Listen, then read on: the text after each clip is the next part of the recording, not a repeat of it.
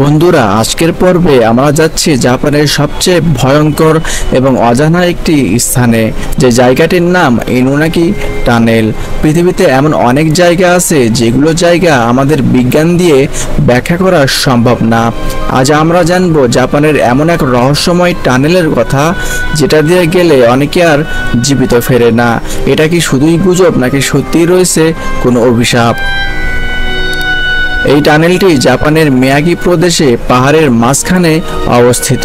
পুরনো রেকর্ড অনুযায়ী ইনুনাকি টানেল নির্মাণ করা হয়েছিল 1975 সালে। তবে কিছুদিন পরেই টানেলটি বন্ধ করে দেওয়া হয়, কারণ সেখানে বারবার দুর্ঘটনা ঘটতে থাকে, এমনকি ভয়ঙ্কর খুন পর্যন্ত হয়। সেখানকার স্থানীয় মানুষ বিশ্বাস করে এই টানেলের ভিতরে এমন কিছু রহস্য রয়েছে যেটা মানুষের চেতনায় প্রভাব ফেলে। ইনুনাকি টানেলে ঘটে যাওয়া ভয়ঙ্কর ঘটনা। অনেকেই টানেলের ভিতর ঢুকে আর বের হতে পারেনি। 1988 সালে কিছু কিশোর মিলে একজন মানুষকে টানেলের ভিতর জীবন্ত পুড়িয়ে মেরেছিল। এরপর থেকে জায়গাটি অভিশপ্ত বলে ধরা হয়।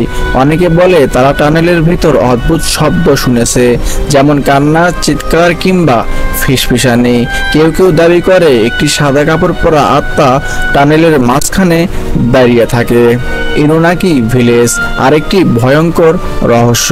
এই টানেলের পাশে একটি গ্রাম আছে, ইনুনাকি ভিলেজ। জাপানের কোনো ম্যাপে এই গ্রামের নাম নেই। অনেকেই বলে গ্রামটিতে নিজস্ব নিয়মকানুন এবং আইন চলে। সেখানে বাইরে থেকে কোনো মানুষ গেলে তারা তাকে আর জীবিত ফেরত পাঠায় না। এমনকি গ্রামে ঢোকার পথে একটি বোর্ড ঝুলে আছে, যেখানে লেখা জাপানের আইন এখানে কার্যকর নয়। টানেলের ভিতরে রহস্যময় বিষয়।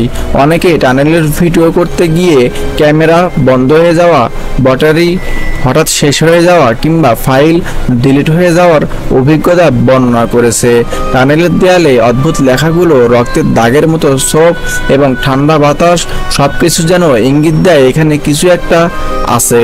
বিজ্ঞানীরা বলেন টানেলটি এত পুরনো যে এর ভিতরের বাতাসে অনেক কার্বন ডাই অক্সাইড ও গ্যাস রয়েছে, যা মাথা ব্যথা বা হ্যালুসিনেশন ঘটাতে পারে। তবে প্রশ্ন থেকে যায়, যদি তাই হয় তাহলে মৃতদেহগুলো কোথায় গেল? জাপানের তরুণ প্রজন্মের প্রতিক্রিয়া। আজকের তরুণেরা টিকটক, ইউটিউব ও ব্লগের মাধ্যমে সেখানে যাওয়ার চেষ্টা করে, কিন্তু অনেকেই টানেলের সামনে গিয়েও ফিরে আসে, কারণ এক অদ্ভুত ভয় তাদের ঘিরে ফেলে। তারা বলে কিছু একটা যেন টানেলের বাইরে থেকে টেনে নিচ্ছে। তাহলে সত্যিই কি ইনুনাকি টানেল অভিশপ্ত, নাকি এটা কেবল মানুষের ভয় এবং কল্পনার ফল? আপনি কি ভাবেন? নিচে কমেন্ট করে জানাতে ভুলবেন না। আর যদি এরকম আরো রহস্যময় ভিডিও দেখতে চান তাহলে অবশ্যই সাবস্ক্রাইব করুন।